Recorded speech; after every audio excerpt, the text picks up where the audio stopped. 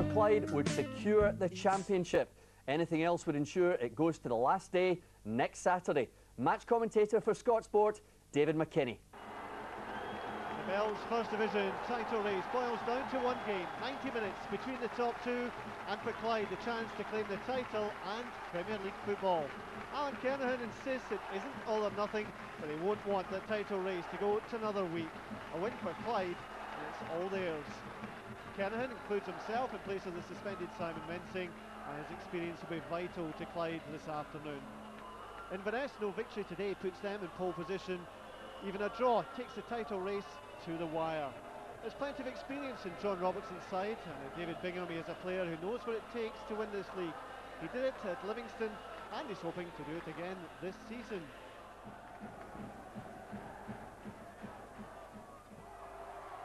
Almost giving it away, but David Bingham in possession. Wilson to his right, and Wilson has pace. Bingham looking left. And the ball will get there too. There's an excellent opportunity. Roy McBain with his left foot. He knows he can do better.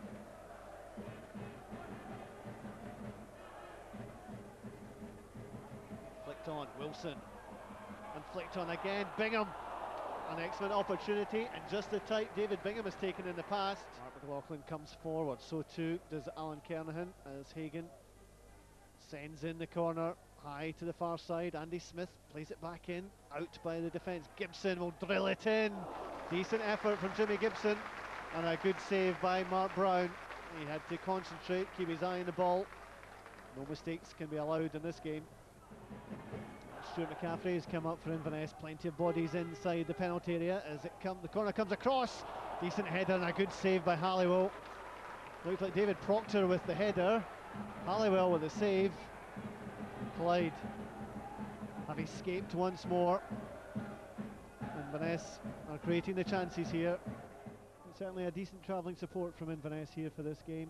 They're all looking to take this title challenge to the final week of the season.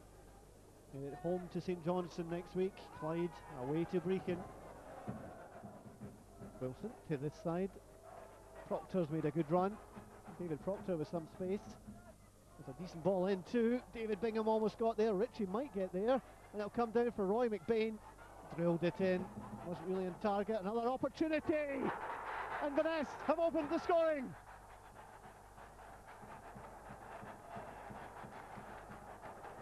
Liam Keogh being mobbed by his teammates. The supporters are singing and dancing in the far side.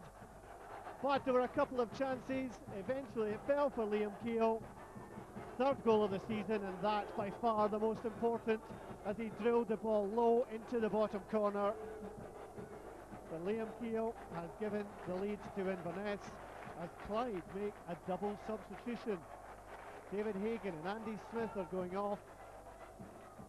On come Pat Keogh and number 12 Mark Gilhaney. Between them they've scored 14 goals this season. I'm sure Alan Kernahan will take one between now and the end of the game. And now Mark Gilhaney just on as a substitute for Clyde. Brought down, free kick. Gilhaney will probably get there first. Into the middle, Pat Keogh. Chance for Keogh to shoot. Oh, Pat Keogh had the opportunity. Gibson, nice ball, clever ball for Marshall into the middle. The goalkeeper gets there ahead of the rest, and all of a sudden this game has come alive. David Bingham, Inverness know a second goal, could all but kill off Clyde. Play on, there's no flag, and they're in here for number 2. How on earth did Paul Ritchie miss? They had carved the Clyde defence open. Wilson's square ball for Ritchie, and he'll wonder and wonder how the ball did not end up in the back of the net. Clyde live again and breathe again.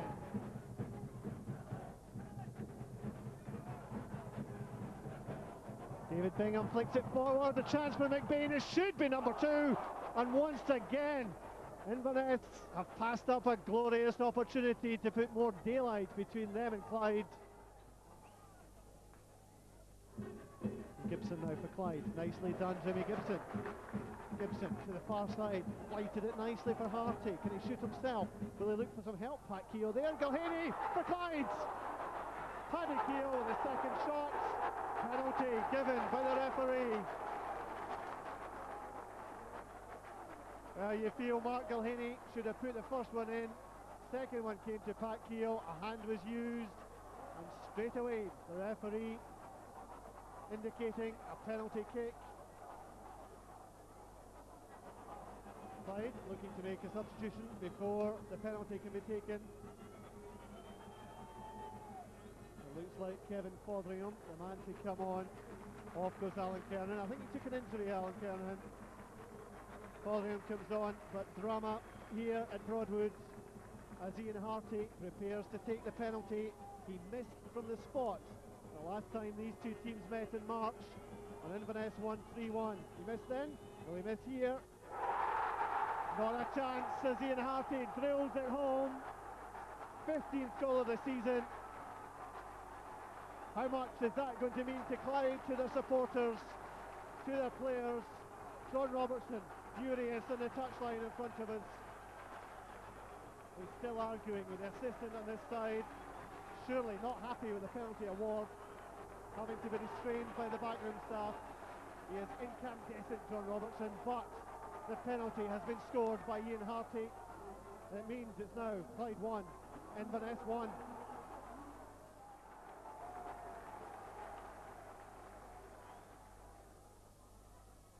So, Jack Noss flights it to the far post. Mark Brown got there ahead of everybody, and certainly Mark Brown has made important saves for Inverness in this game. Forwards for the substitute, McMillan. Keogh chips it in, and a second goal for Inverness!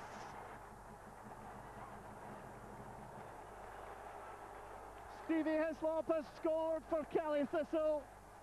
He came off the bench, and that could be a priceless goal for John Robertson's men. As the ball came in, the header was a good one into the corner of the net.